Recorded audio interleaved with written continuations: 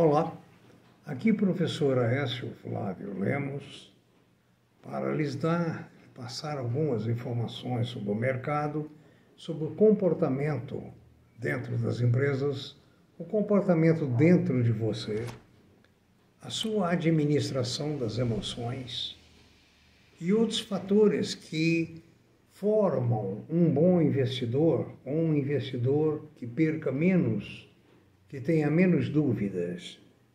Por favor, manifeste o seu like e se inscreva em nosso canal, que a nossa remuneração é a sua inscrição. Quero lembrar que nós não temos a intenção de sermos experts maiores, mas sim meros auxiliares passando informações vividas em sala de aula, vividas no mercado, vividas na bolsa, vividas no trabalho, que possam orientá-lo, ou dirigi-lo, ou auxiliá-lo. Essa é a intenção. Hoje nós vamos falar sobre uma coisa complexa chamada empresas familiares. Vamos começar com um ditado de um autor desconhecido que diz: aquele que pensa ser demasiado grande para fazer trabalhos pequenos, talvez seja demasiado pequeno para fazer trabalhos grandes. Isso é uma lição. Aquele que pensa ser demasiado grande, ser muito importante para fazer trabalhos pequenos, talvez seja demasiadamente pequeno para fazer trabalhos grandes. Humildade, prudência e, como eu sempre digo, o caldo de galinha não faz mal. As empresas familiares são, digamos assim, algo bastante complexo, porque elas nascem de um líder e depois se transformam em um, digamos, ambiente de disputas. Onde e como surgiram as empresas familiares? As empresas familiares, segundo Bernard Heft, é aquela que viveu a sua história, teve a origem vinculada a um patriarca, a uma família, e esse patriarca teve sucesso, criou uma série de vantagens que deixa para a família. Deixa como? Devo lembrar a vocês que durante muitos anos Dallas e Dinastia foram os dois programas de televisão mais populares do mundo, retratando uma América de famílias ricas que brigavam por causa de negócios. Aliás, um falecido amigo, Sebastião Vasconcelos, dizia que em 11 falecimentos tem 12 brigas. Dificilmente não havia briga em família. É raro. Então, veja bem, o que acontece? As características da uma empresa familiar seriam a valorização da confiança, laços afetivos fortes, influenciando comportamentos e decisões, valorização da antiguidade, superando a exigência de competência ou eficácia, exigência de dedicação, vestir a camisa da empresa, austeridade na forma de vestir e dificuldade de separar o emocional do racional. Aqui vem um problema: separar o emocional do racional. Nas famílias, confunde-se o emocional com o racional. E isso tem sido, nas mais diversas empresas, uma causa, digamos assim, de fracasso.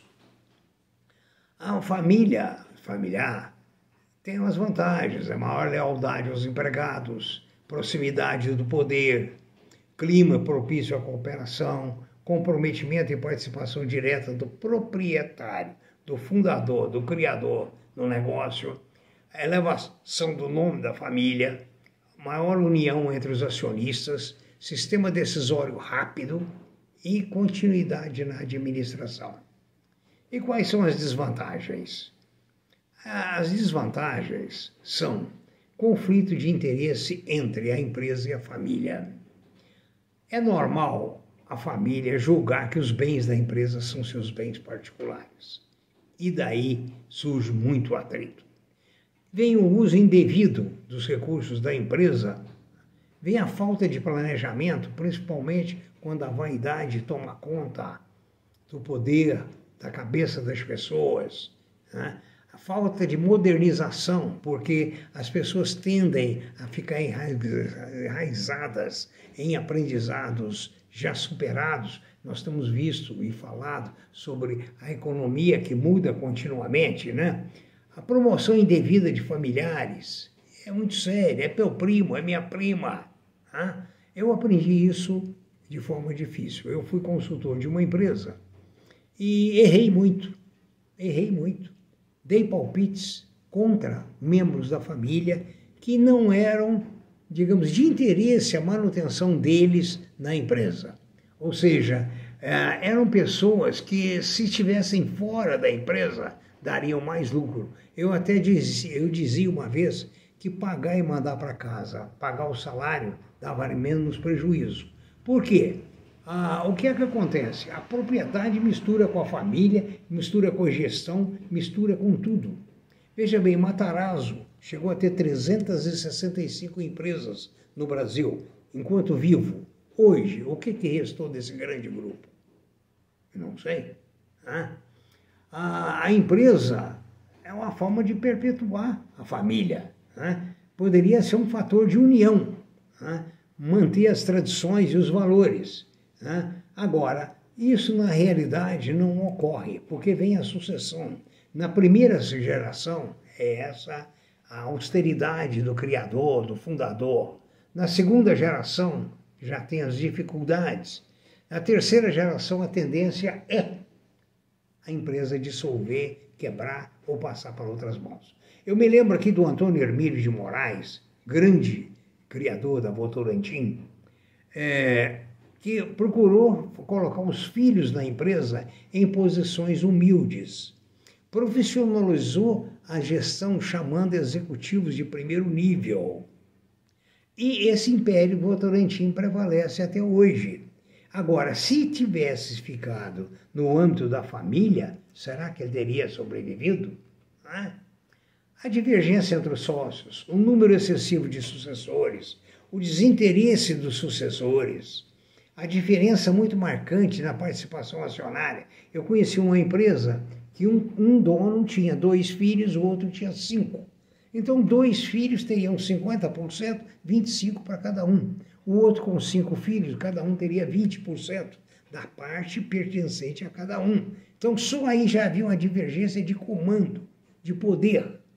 Enquanto o poder entre os 2 sócios era 50-50, o poder entre os sucessores não seria 50-50. Seria, na realidade, 50% para um e para os outros dividindo 25%. Então, veja bem a insegurança que dá. Quando o fundador passa para a família, começa a haver os grandes problemas. O fundador geralmente tem uma visão apurada, tem um carisma admirável, é autoritarista, ora democrático, ora paternalista, e assim sucessivamente. Quando, então, ele aposenta, vem aí os deveres dos sucessores, que deveria ser continuidade do trabalho do fundador, gosto pelo que ele fez. Mas não, vem a ambição de cada um. O olho cresce mais do que a cara, conforme eu sempre digo. E aí a família começa a brigar por poder, por dinheiro, por parcelas da empresa, e acaba indo muito mal. Eu me lembro muito que as grandes cooperativas, eu tive essa experiência de crédito, cooperativas agrícolas, cooperativa leiteira e etc., a maior parte delas fracassavam porque empregavam apenas pessoas vinculadas aos dirigentes, com competência ou sem competência, normalmente sem competência. E naquele negócio ninguém toca, porque essa aqui foi indicada pelo diretor X, essa pelo presidente X. Eu participei de uma vez de uma empresa, como consultor, durou um almoço.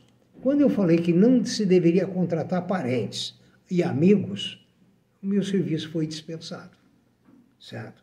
Então, mas aí você vê o seguinte, as empresas não têm vida longa.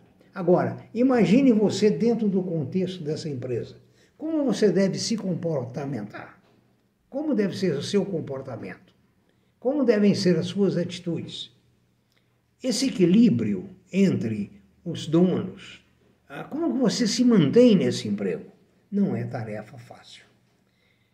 Se você puxar muito para um lado, o outro lado vai ficar contra você. Se você, por outro lado, for muito honesto, vai acontecer o que aconteceu comigo. Ganhei o bilhete azul em 2 empresas que eu me lembro. Aliás, em 2, exatamente. Uma terceira empresa que eu me lembro agora, que eu fiz tudo para que os donos transformassem numa sociedade dirigida por pessoas de fora, eu me lembro que eu fracassei por completo, porque eles não admitiam ceder o poder. Ficam aqui as dúvidas, fica aqui a orientação. O que é que você pode fazer? Como que você pode manejar esses impasses? E daí é muito melhor trabalhar em empresas SA, empresas que hoje já tem muita empresa que não tem dono, as ações estão dissolvidas no mercado, porque aí vai prevalecer a sua eficiência, a sua eficácia, a sua competência e não a sua amizade. Tá? Você decide, eu espero que esse papo tenha sido útil. Deixe o seu like e, nas dúvidas, queira mandar seu e-mail para previsioneseconômicas@gmail. E no site www.previsioneseconomicas.com.br você encontra informações, a lista de nossos vídeos, que são bem mais de 100, e podcasts. Muito obrigado e que você tenha um bom trabalho.